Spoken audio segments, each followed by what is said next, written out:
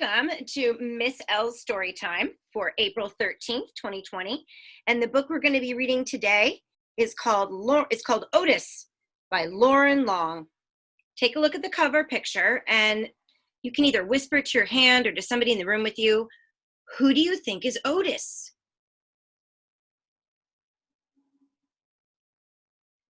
And then think about maybe where do you think the story will take place? The cover might give you a clue.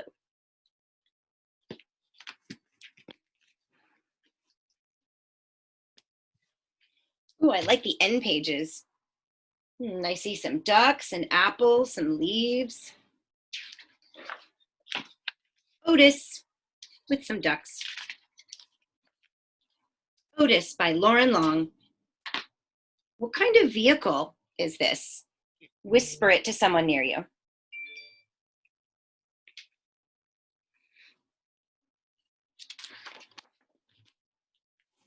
For Tracy, Griffith, and Graham. There was once a friendly little tractor. His name was Otis, and every day Otis and his farmer worked together, taking care of the farm they called home. Otis liked to work.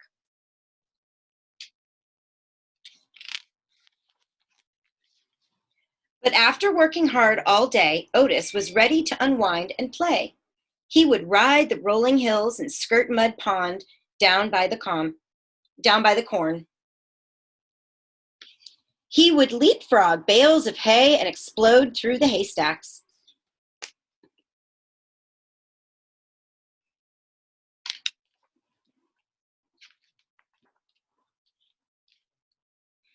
On occasion, he would chase a rabbit or play Ring Around the Rosie with the ducks to the sound of his steady puff, put, put, putty, chuff.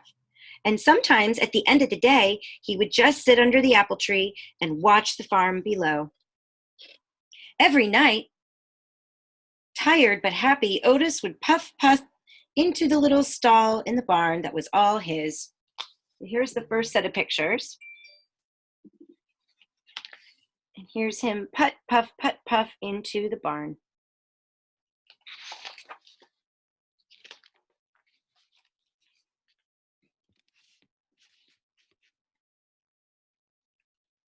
One night, when Otis was fast asleep, the farmer brought a beautiful baby calf into the barn. The calf bawled and bawled for her mother, but when the sleepy sound of a soft put, puff, puttity chuff came from the next stall, the scared little calf stopped bawling and drifted to sleep. Whisper to your neighbor what you think bawling means. When you're bawling for your mother, Mommy! What do you think bawling is? Oh, here's the little calf.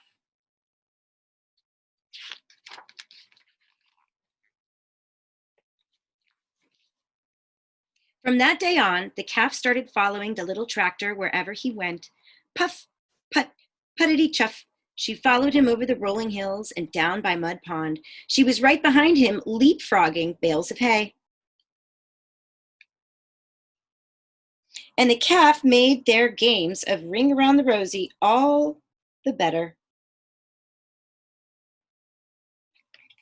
What an interesting friendship.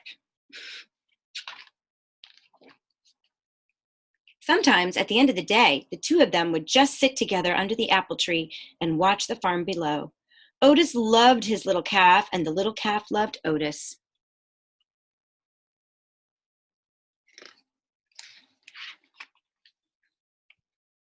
Then one day, the farmer surprised everyone with a brand new yellow tractor. "Time to move out, Otis," the farmer said. He took Otis out of the little stall in the barn, and that was all his, and parked him back behind the barn. Then he backed the big yellow tractor into the stall next to the little calf.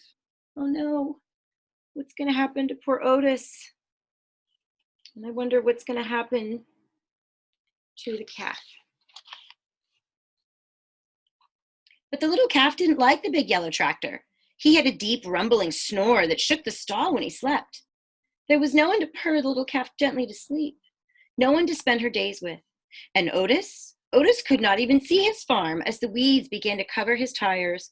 His friend often sat with him, but she could not get him to play like in the old days. Oh, what a sad picture.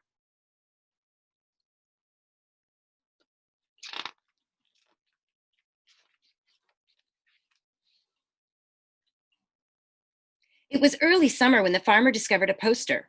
Who has the prettiest calf in the land? Judges will decide at the county fair and award a fancy blue ribbon to the winner. The farmer knew the answer. He would show the little calf. But on the morning of the fair, the little calf was nowhere to be found. She had wandered down a mud pond by the cornfield to cool off. When she waded into the muddy water, her feet sank in. With every step, she sank deeper and deeper. The little calf was stuck in mud pond.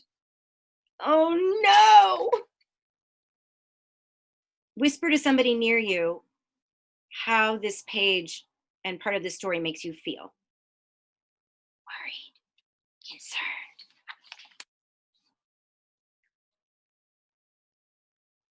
Get the hands, the farmer shouted when he saw her. All the farm hands came running with their ropes, but the more they tugged, the more stuck the little calf got. Get the big yellow tractor, the farmer shouted. He can save her. But the big tractor just scared the little calf. She sank in deeper and deeper. Nearby, farmers began to gather. Oh, wow, I'm looking at the faces of the farmers. How do you think they're feeling right now? How do you think the poor little calf is feeling right now? Can you make a prediction? What do you think the solution of the story is going to be? How could we solve this problem? Whisper to somebody next to you or to your hand.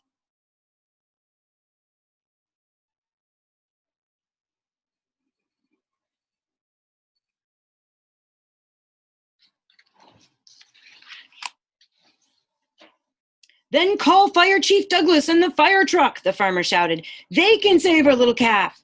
But the sight of the big red fire truck startled the little calf into the mud even deeper. The farmer was fit to be tied. If the farmhands and the big tractor and even Fire Chief Douglas and his fire truck couldn't save the little calf, who could? Who do you think is going to come to the rescue, everybody? Whisper it to someone. I think it's going to be Otis.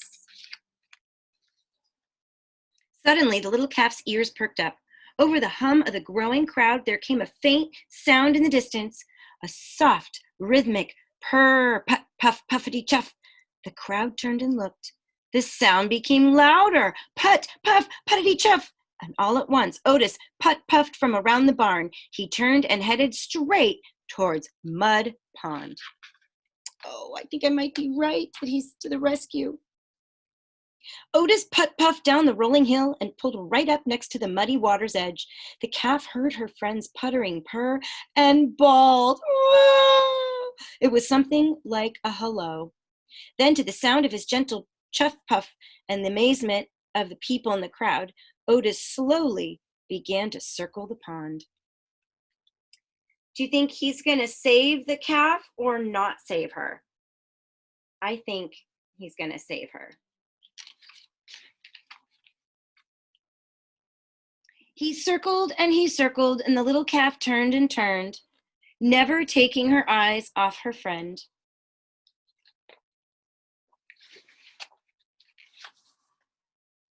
With each ring Otis made around Mud Pond, the muddy grip loosened until the calf was able to stumble out of the pond on her own. The two friends had found each other again. Now take a look at all the people. Do they feel the same as they did in the beginning, or do you think they feel different? What are they doing with their bodies and their faces? Otis led the calf right down the dusty road towards the village, and everyone flew flowers as they went, following them into town. It looked like a happy parade. No one needed a fancy blue ribbon to tell them that the calf was a special calf. Otis was a special tractor, and the two of them were special friends.